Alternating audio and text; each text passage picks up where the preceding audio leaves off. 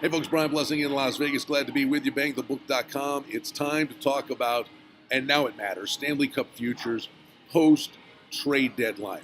You know, I get the question all year long from people, who do you like in the Stanley Cup, for the Stanley Cup? And I say, hey, talk to me after the trade deadline once you know how teams are going to be constructed for the big push. Bottom line is, here, the Lightning are a monster favorite. They've been a beast from day one.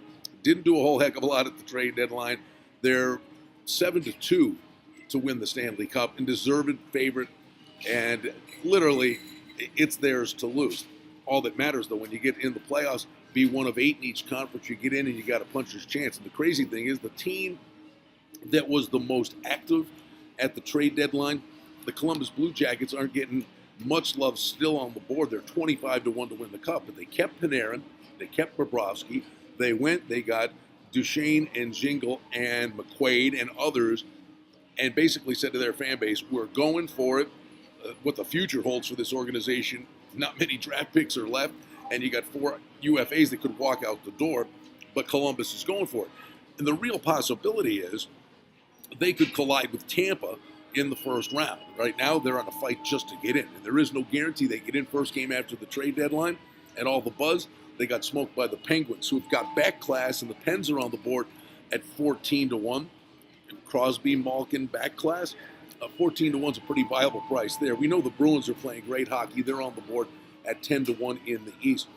Go to the West, and that's where a lot of big splashes were made. None bigger than here in Vegas, where Mark Stone was acquired for a first-round draft pick.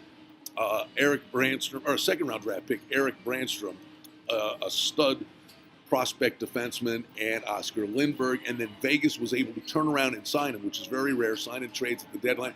Sign him to an 8-year deal, $9.5 million.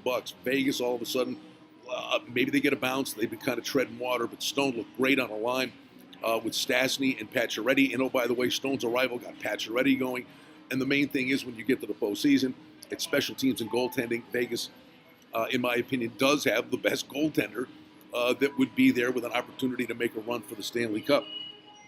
The Winnipeg Jets went to plan B after Vegas got Stone. They got Kevin Hayes. There's a lot of love. A lot of people love Winnipeg. They're on the board 10-1 to win the Stanley Cup.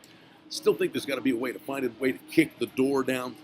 This is a big, mean, fast team. There's a lot of love for them. But honestly, it remains, in San Jose is 8-1. San Jose's all in. They got Erik Karlsson.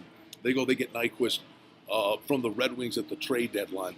But Erik Karlsson, he's got a groin injury that is just nagging him. They should shut him down, because if he's not healthy, the Sharks may not be able to get it over the top, because you don't know if Martin Jones is good enough to get it done. It remains to me the Nashville Predators flying under the radar here, as I hate the word value. There's no value in ripping up a losing ticket. But at 12-1, the Nashville Predators are flying under the radar. They've got an incredible first line. They've got an incredible top 4D. And they've got Pekka Rinne. And if he stands up and plays to the peak of his ability, and they can get by Winnipeg, I think Nashville is the real opportunist here at 12-1 to get it done. And then at the trade deadline, their GM Poyle flat out knows what he's doing. He goes out, he gets Wayne Simmons, and then he gets a little bump in scoring with Granlund over from Minnesota. So I like Nashville before the trade deadline. I like them even more now. When you're price hunting $350, 7-2 on Tampa in the East, you find somebody maybe can knock them off in there. The Bruins are playing really good hockey, but to me, the value that lies within the Stanley Cup futures, it's in Music City, and that's the Nashville Predators at 12-1. It's going to be an interesting final, 17, 18, 19 games for these teams making the push to get in. Then you just shut it down, flip a switch, and start over. The toughest series to me to win is the first round, and teams that win that first round get a sense of belief, and they can turn into a completely different team. As of today, my focus is on the Nashville Predators. I'm Brian Blessing in Las Vegas. Always glad to be with you here at Bang the Book.